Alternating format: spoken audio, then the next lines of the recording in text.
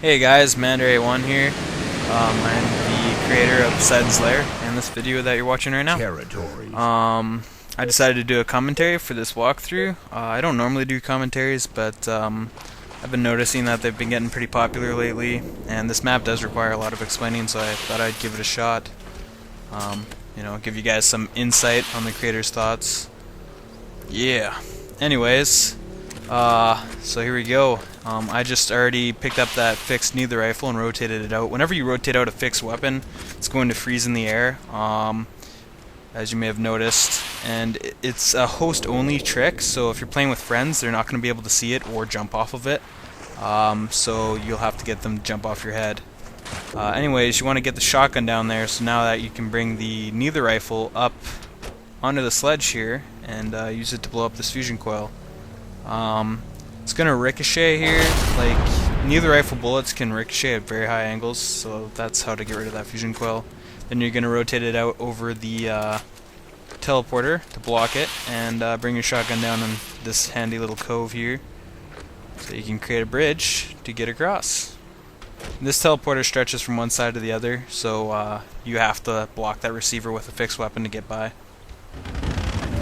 Hop onto this mongoose. Now you're going to see a plasma battery coming up here, and every time, there it is there, every time you come across a plasma battery on the map, it's a checkpoint. It's basically, I use a system that I came up with called prioritized spawning, and there's a bunch of, all the spawns on the map are prioritized, and all the ones with a high priority are blocked, and so basically as you go through the map you unblock them, and the more you unblock, the more consistently you'll spawn in the right area, right? You always have a good chance of spawning in the checkpoint that you just unblocked, but as you go on, you'll start to always spawn in the right spot. It's pretty convenient. Okay, so now I'm just meleeing the shit out of that dice to get it down there so I can drive across. This teleporter in this next area, it only lets vehicles through. A lot of people think it's blocked, but nope. It only lets vehicles through. Alright, so now I'm free falling. You need to bail off of this at the last second to cancel your momentum so you can survive. Kind of fun to do.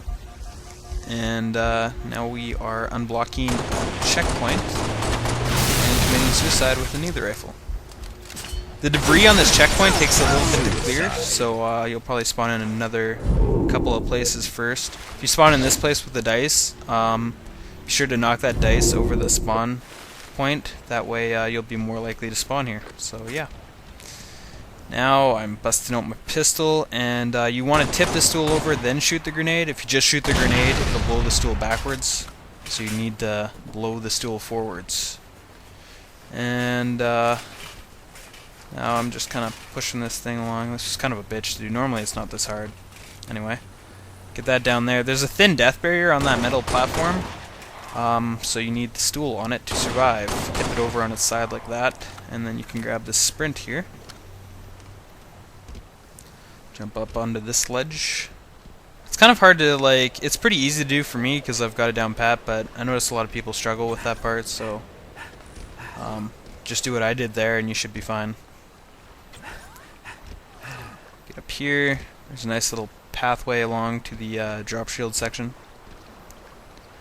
And here we are. You'll need 2 plasma grenades in here, and the drop shield.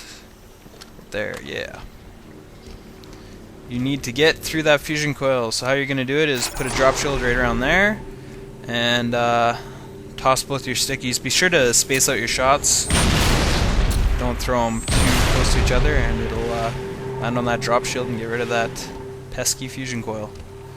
Now we're at the top of the tower. There's a checkpoint up here. And these 2 rock structures that are jutting out, those, when I was building the map, they actually naturally were in this room from that room I had built below with all the rocks and the sprint. And I thought they looked rather nice, so I decided to keep them. And then I found out you could climb up them, so I just incorporated them into the map. Thought that was kind of cool. Anyways, you want to come over here, be sure not to fall down. And there's 2 parts to this section. You can do them in any order. I'd probably recommend doing the actually the other part first. I do the harder part first, but if you fail this next part that I'm gonna do right here, you would have to probably do the part I just did again, so you may want to do this part first, but it doesn't really matter. Like I said, you can do them any order.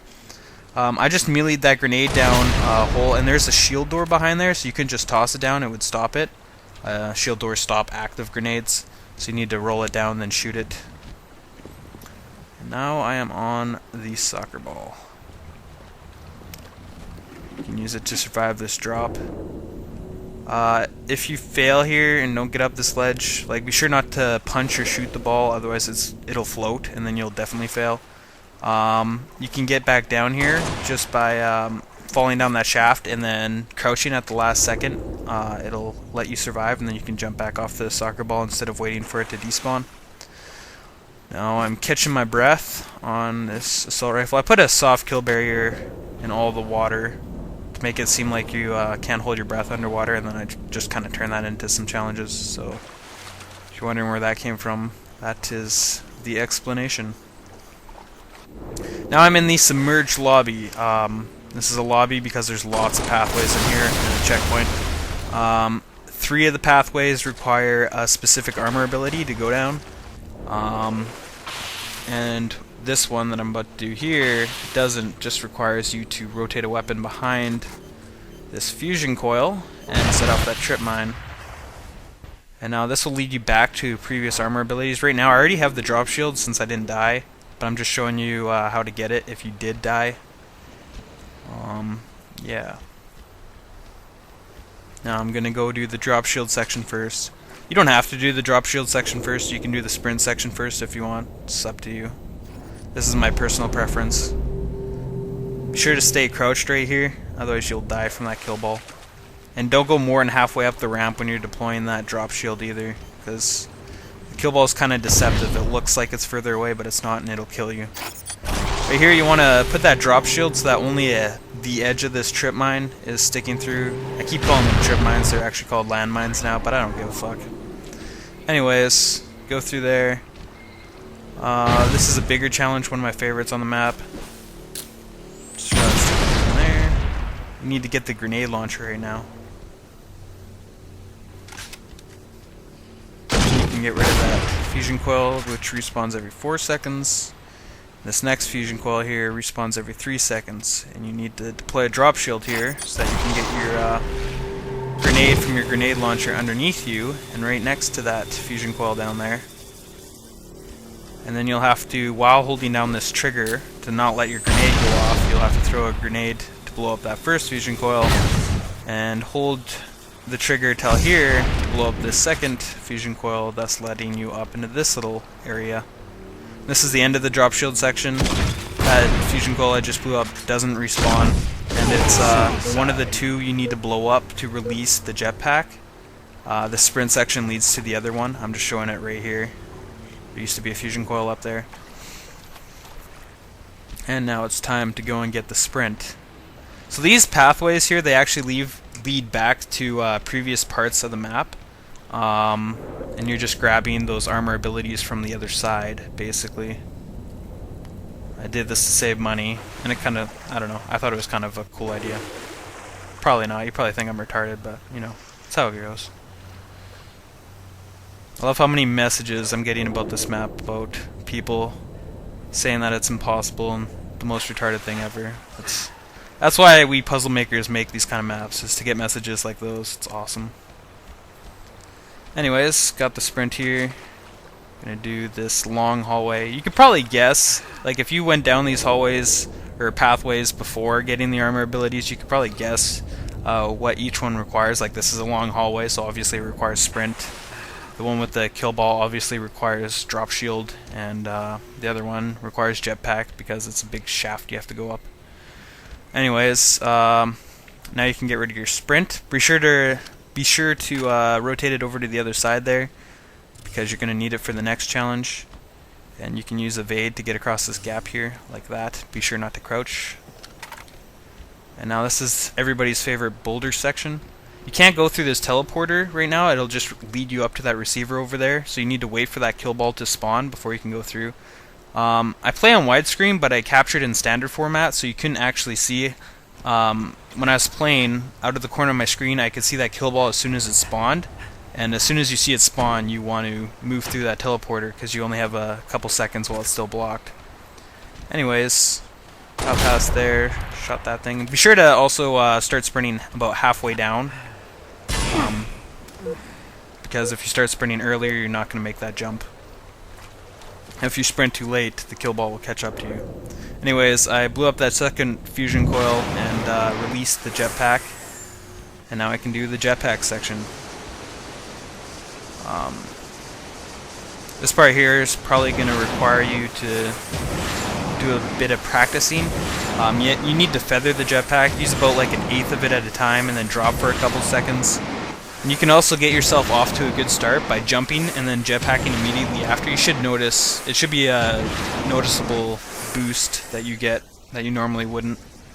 In this part here, normally if you just hold down the jetpack, you'll level out at a certain height, and to get up here you need to get by that by letting off the jetpack, then letting back on when you're at the level of that rock.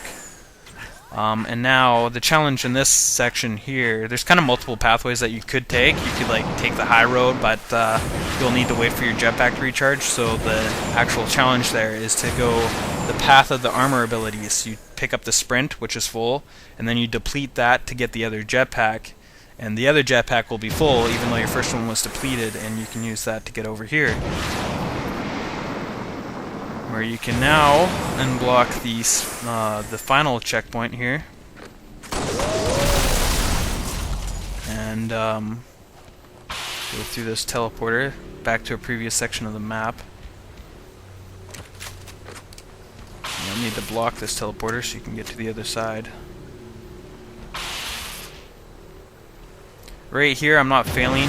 I'm just showing you where you ultimately need to go, and that it's blocked off with the fusion coil, so that's what we're trying to get rid of right now. So once you're in here, you pick up another jetpack and come over here, and this is a kind of a trick. Basically, how high you go into Ascender, obviously you'll need to increase its area height-wise in Forge, but however high you go into Ascender, you'll come out that high out of the receiver. So that's the same receiver that I just came out of now, but since I went into that Ascender really high, I came out in the room above and was able to get rid of that fusion coil below. Now you need to block that teleporter again, so that you can get the jetpack and just wait for it to despawn. I got a pretty big backstory on this whole series too. I make a lot of connections between Greek mythology and the Halo universe. It's pretty cool. So if you're interested in that at all, you can check out the post at Paradox Forums or forgehub.com. There'll be links in the description. Now we're in the end, in the center of the structure, and there's Poseidon's piece. Again, the story behind this whole thing will kind of explain that.